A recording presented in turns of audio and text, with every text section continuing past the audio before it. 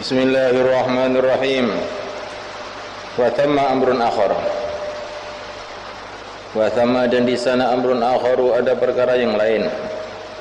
Wa huwa amrun akhar itu anau bahasanya bitaqaddumit taqniyat, dengan majunya teknologi al-ilmiyati, teknologi keilmuan, wang disyaril jamiat, dan tersebarnya universitas nasyatot, maka telah nasyatot, nasyid jadi cepat, harokatu tiba'an turas, gerakan mencetak kitab-kitab peninggalan orang-orang dulu, wa ta'addadat, dan berbilang-bilang, macam-macam, banyak, ar-rasailul ilmiyah, risalah-risalah keilmuan, wa kana, ada, la budda, harus, min akti tarjamatin, untuk membuat sejarah hidup, li sahibil kitab, penulis sebuah kitab, maudhi'il bahsi, yang merupakan judul pembahasan buat tahqiqi dan penelitian, wa min khilali tarjamatil muhaqqiq, dan di celah-celah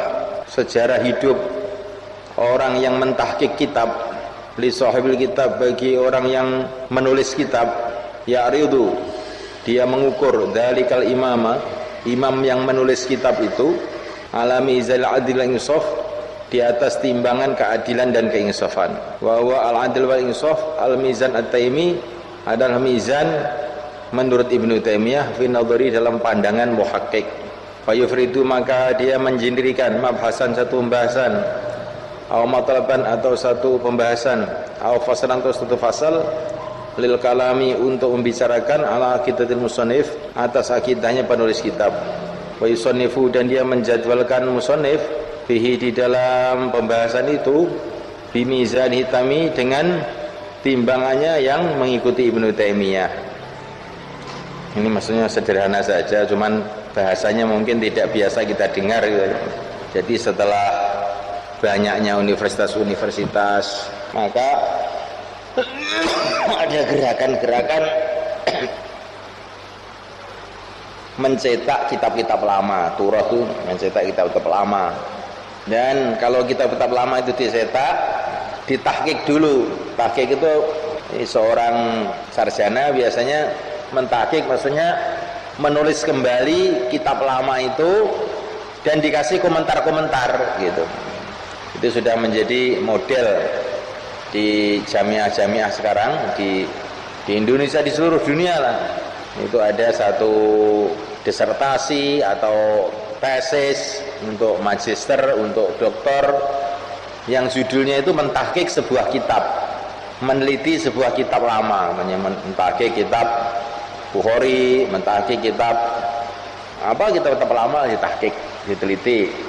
Dan sebelum si muhaqqiq ini menuju kepada penelitian kitab itu, langsung pasti ada muqaddimahnya.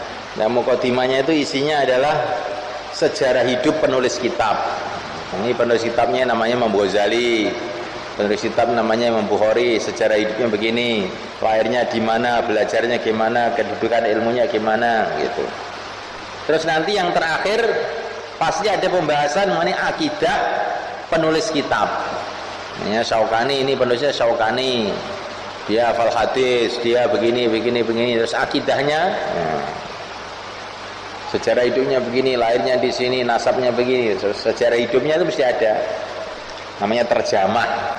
Terjemah itu bukan diterjemahkan bahasa Indonesia, bukan, terjemah itu maksudnya sejarah hidup. Nah, nanti dalam terjemah, dalam sejarah hidup itu ditulis akidah-akidah si musannaf itu, dan penulisannya itu menurut pandangan yang disesuaikan dengan Ibnu Taimiyah. Ini orang ahli bid'ah, ini orang banyak musyrik, dan macam-macam gitu. Termasuk saya baca kemarin itu kitab Syama'il Muhammadiyah, karangnya Imam Tirmidzi, kemudian disyarahi oleh Ibnu Hajar Al-Haytami rahimahullah, ditahqiq oleh salah satu orang salafi, tulis sejarah hidupnya, lahir di sini, meninggal di sini, keilmuannya, terus terakhir akidahnya.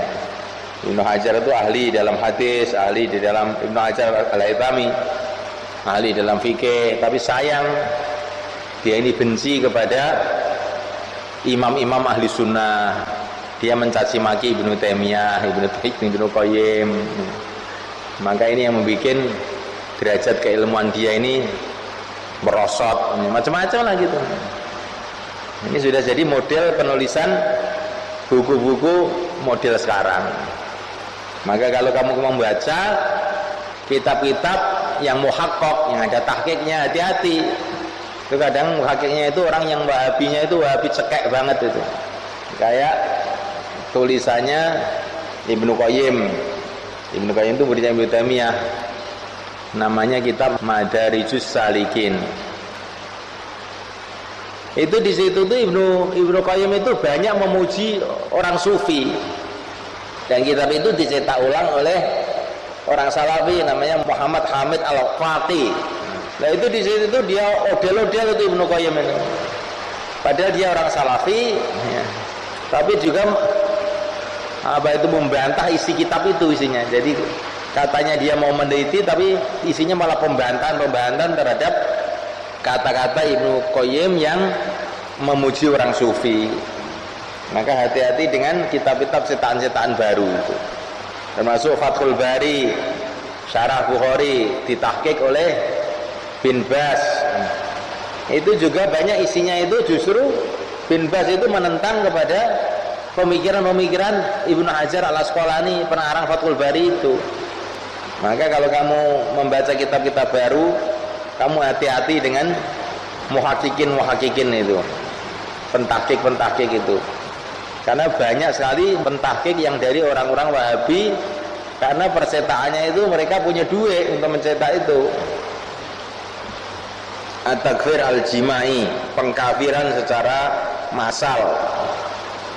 Wa hunaka launan akhar, di sana ada satu macam lain, basyaklun jadid, dan bentuk baru di dalam penulisan kitab maksudnya. Wa launun akhar itu wad'ul mukhalifin, meletakkan orang-orang yang menentang al-fikr Taimi kepada fikir Ibnu Taimiyah fi mas'alatin muayyanah, dalam masalah tertentu, ditaruh fi qaimatin sauda, di dalam daftar hitam.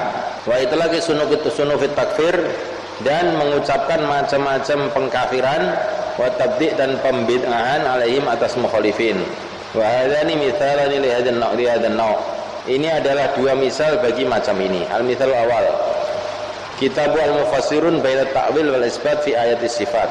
Kitab Al-Mufassirun, ahli-ahli tafsir, antara ta'wil dan isbat di dalam ayat-ayat sifat. Wa madbu' kitab ini dicetak fi arba'ati mujalladat, dalam 4 jilid.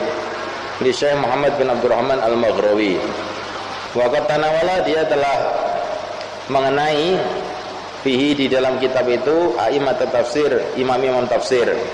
La siyama, apalagi ashabu kutub tafsir asy-sya'i'ah al-madbu'ah, pemilik kitab-kitab tafsir yang masyhur yang telah dicetak, dikenai bidami dengan cacian, wa taqri', dan yakni cacian, wa khassa, dan dia mengkhususkan minhum, di antara imam-imam tafsir yang dicacat itu, al-imam al-mufassir al-faqih al-usuli al-Qurtubi, imam mufassir yang ahli fikih, ahli usul fikih al-Qurtubi rahimahullah, tafsir Qurtubi.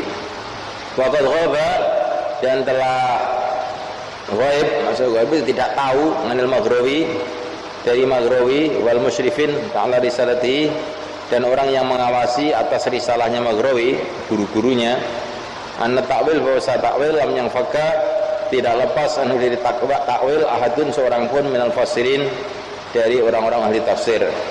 Hataman, sehingga orang yunadilu, yang dia berjuang, yuharibu, dan bertempur, bisilahim, dengan senjata mereka, wayaglu, dan dia telah lewat batas fihim, di dalam mencintai mereka. Amthalu Ahmad bin Hanbal, bin Taimiyah, bin Katsir, wa Syaukani. Jadi ada model pengkafiran massal. Ini satu model baru juga, yaitu menulis kitab-kitab yang berkaitan dengan para imam, para ulama, dan siapa saja ulama yang menentang pendapat Ibnu Taimiyah, maka dia akan kafirkan, bid'ahkan, dan macam-macam. Salah satu contoh adalah kitab Al-Mufassirun baina ta'wil wal isbat. Maksudnya itu pembahasan mengenai ahli-ahli tafsir, mana yang mentakwilkan, mana yang mengisbatkan. Mengisbatkan itu tanpa takwil. Maka dalam kitab ini semua ahli tafsir yang mentakwilkan ayat-ayat sifat itu dicaci maki habis-habisan. Termasuk yang dicaci maki adalah imamnya ahli tafsir, Al-Imam Al-Qurtubi. Ini tafsir yang paling bagus yang kaitan dengan ahkam. Imam Qurtubi ini juga dicaci maki habis-habisan gara-gara dia mentakwilkan. Dicaci oleh Maghrawi dan Musyrifin. Musyrif itu ya yang membimbing membuat kitab itu. Padahal ini Maghrawi tidak tahu bahwa takwil itu tidak lepas dari takwil itu seorang pun dari ulama-ulama dulu. Termasuk orang-orang yang didewa-dewakan oleh orang-orang yang disanjung-sanjung oleh orang-orang Wahabi itu, mereka pun takwil juga. Walaupun mereka menentang takwil, tapi nyatanya takwil juga gitu. Seperti Ibnu Taimiyah itu penentang takwil, tapi dalam beberapa kitabnya juga ada takwilnya gitu. Imam Ahmad bin Hanbal itu juga termasuk orang yang tidak suka takwil, tapi nyatanya dalam kitab-kitab juga ada takwilnya. Jadi takwil itu perkara yang tidak lepas darinya seorang pun dari ahli tafsir. Karena memang dalam Quran itu ada hal-hal yang perlu ditakwilkan. Ya. Kalau ditakwilkan pasti akan menimbulkan masalah. Seperti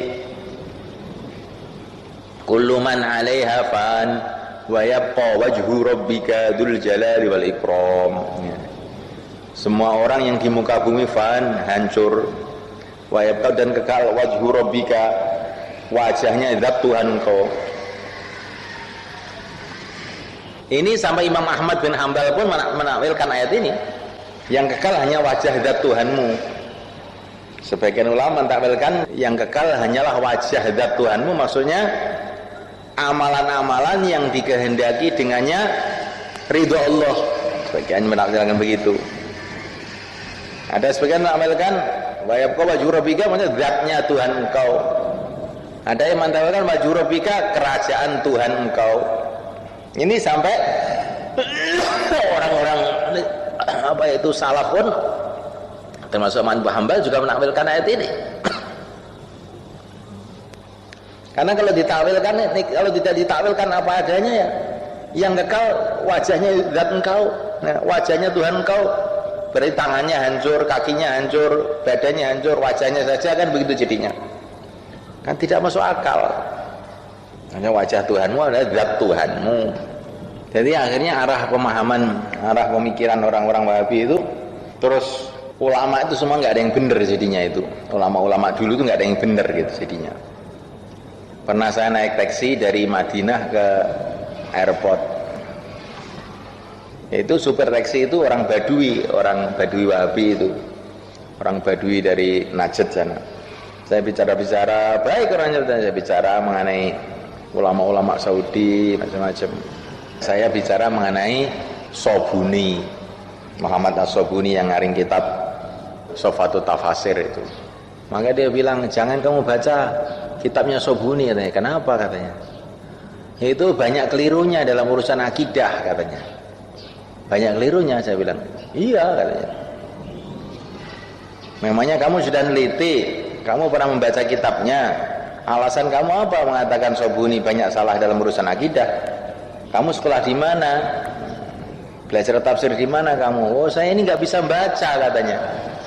Tapi saya dengar dari kasetnya Bin Bas atau kasetnya siapa itu lupa saya.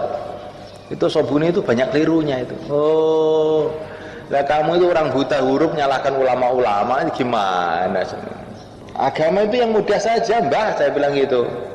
Dulu zaman Nabi itu orang masuk Islam, asyhadu alla ilaha illallah wa asyhadu anna Muhammadar Rasulullah, sudah jadi wali. Enggak ada itu kayak kamu apa-apa sudah jadi ulama, hafid Quran, muhaddis, mufasir, masih kamu kafirkan terus. Nah, itu agama apa sih kamu itu?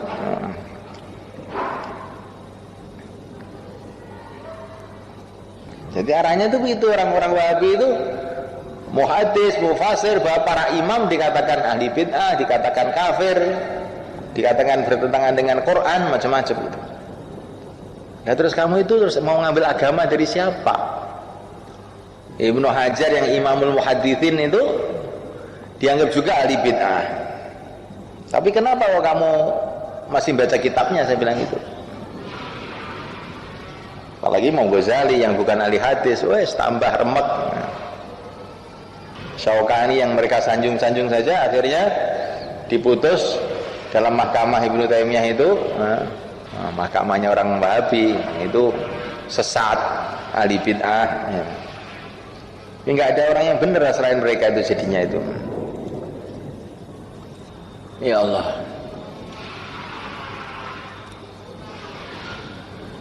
Ya Allah, ya Allah.